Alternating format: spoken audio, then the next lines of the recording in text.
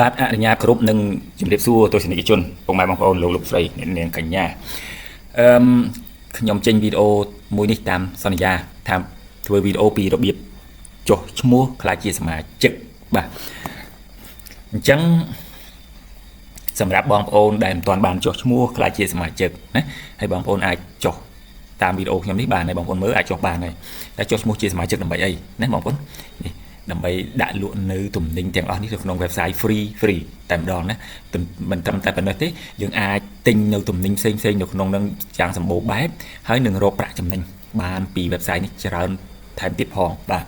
អញ្ចឹងបានច្រើនបានទាំងដាក់លក់ទំនិញខ្លួនឯងបានទាំងស្វែងរកនៅទំនិញដ៏សម្បូរបែបបានទាំងរកលុយបានថែមទៀតផង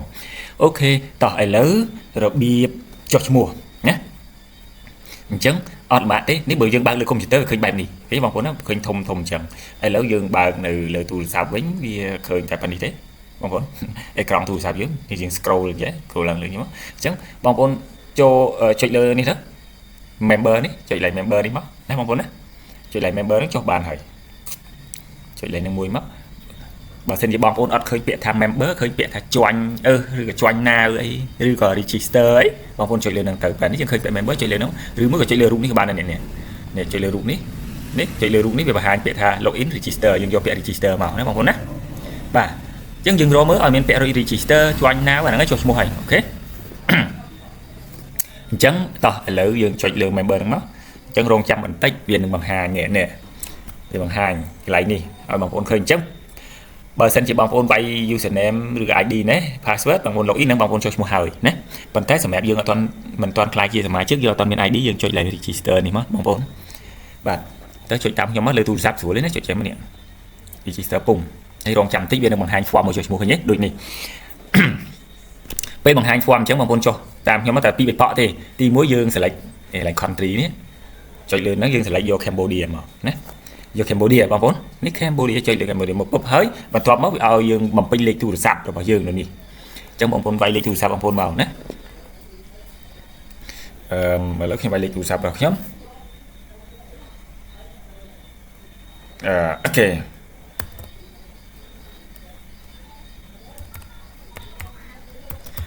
សូមបញ្ជាក់លេខទូរស័ព្ទនេះបងប្អូនវាយតែលេខនេះមកបានហើយណាកុំបាច់វាយលេខ0នេះទៀតព្រោះវាមាន855ក្តៅមែនបងប្អូនណាវាយចឹងមកអូខេហើយ full name ថងលេខ full name នេះបងប្អូនអាចបំពេញឈ្មោះយើងណាបំពេញឈ្មោះយើងឲ្យត្រូវណាបងប្អូនកុំដាក់ឈ្មោះខ្លាំងៗដាក់ឈ្មោះឲ្យត្រូវហេតុអីបានខ្ញុំឲ្យដាក់ឈ្មោះឲ្យត្រូវនៅពេលដែលយើងត្រូវដាក់លក់នៅទំនិញផ្សេងឬក៏យើងទិញទំនិញគេរកយើងអាចនឹងមិនឃើញហើយយើងដាក់លក់នៅទំនិញវាអាចនឹងមិនមែនជាឈ្មោះរបស់យើងវាខុសនឹងទំនិញយើងហើយបើសិនជាយើងមានប្រាក់ចំណេញផ្សេងដែលត្រូវដកខុសឈ្មោះយើងពិបាកក្នុងការកែឈ្មោះអញ្ចឹងណាបងប្អូនអូខេអញ្ចឹងខ្ញុំវាយឈ្មោះពេញហើយបងប្អូនណា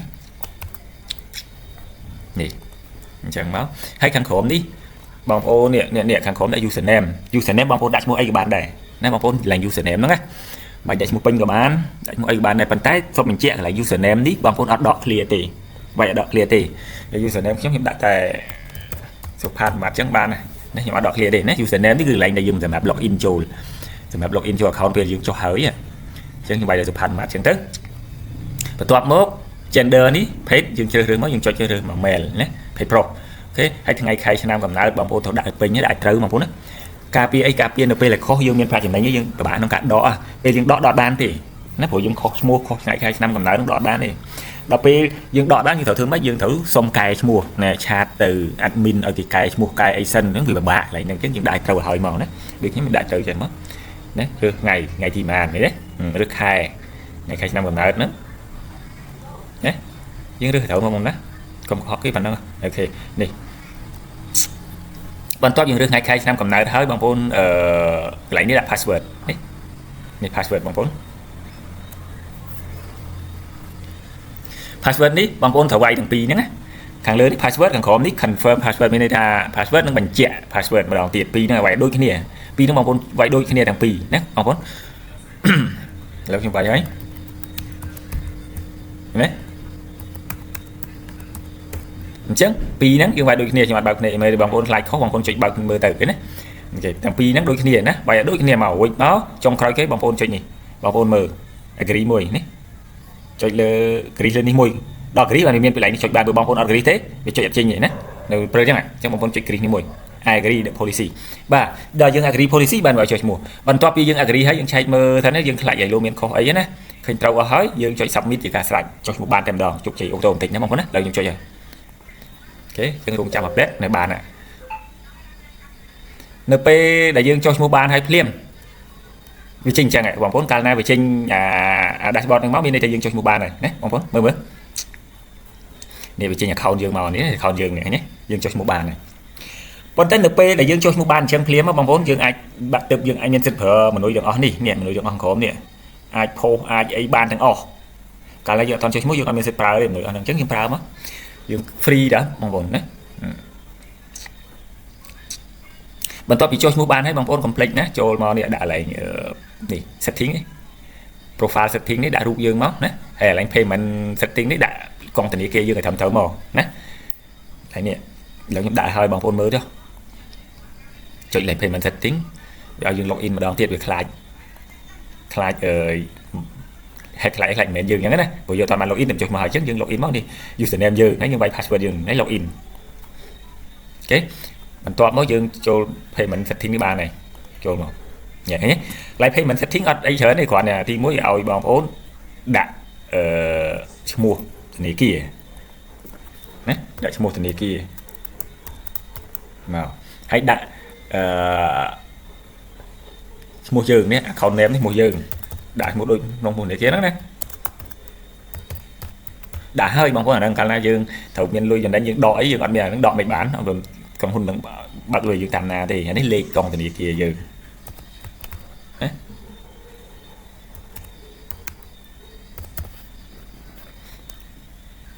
បន្ទាប់មកយើងមាន QR យើងដាក់ QR យើងចូលទៅណាដើម្បីឲ្យគេក្រុមហ៊ុនមានយើងមានប្រាក់ចំណេញយើងលក់អីបានយើងលក់ទំនិញយើងលក់អីបានឬក៏យើងមានប្រាក់ចំណេញអីក្រុមហ៊ុនបាញ់ឲ្យយើងកាន់ទៅណាអូខេអញ្ចឹងខ្ញុំដាក់ QR ចូល QR ទុកណាទៀត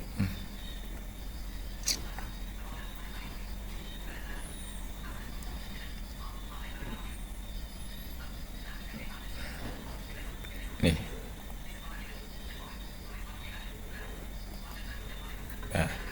ចឹងហើយយើង update ណាចុច update ពុំហើយសូមបញ្ជាក់បងប្អូនដែលពេលយើងដាក់បានជោគជ័យវាចេញអញ្ចឹងហ្នឹងបងប្អូននេះចេញដូចនេះហើយនេះដាក់ bank information successful ហើយបើចេញអញ្ចឹងហើយ account បងប្អូនហ្នឹងគឺ account សុវត្ថិភាព 100% អត់មានណាលួចយើងបានទេគេលួចយើងលេងបានហើយហេតុអីបានខ្ញុំថាយើងសុវត្ថិភាពលួចយើងបានគេ hack យើងអត់បានទេឥ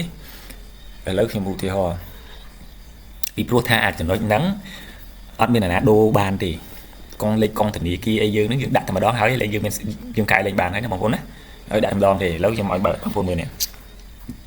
ឧទាហរណ៍បើសិនជាក្នុងករណីគេលួច account យើងនឹងគេ hack យក account យើងគេក៏យកលុយយើងអត់បានដែរគេដាក់កងធនាគារចូលអត់បានទេនេះចុច payment ពុំវាអត់ឲ្យកែទៀតទេបងប្អូនណាលេខឲ្យកែគឺរបស់យើងអញ្ចឹងបើគេលួចយើងលួចយក account យើងទៅប្រើហើយគេចុចដកលុយមិនចូលមកយើងដដែលចុចដកលុយចូលមកយើងដដែលទេបើថាយកបានទេអញ្ចឹង account យើងសុវត្ថិភាពហើយអូខេអរគុណណាបងប្អូនណានឹងប៉ុណ្ណឹងនៅមានវីដេអូផ្សេងជាច្រើនទៀតពីរបៀបប្រើប្រាស់ណាច្រើនណាស់បងប្អូននៅច្រើនអរគុណ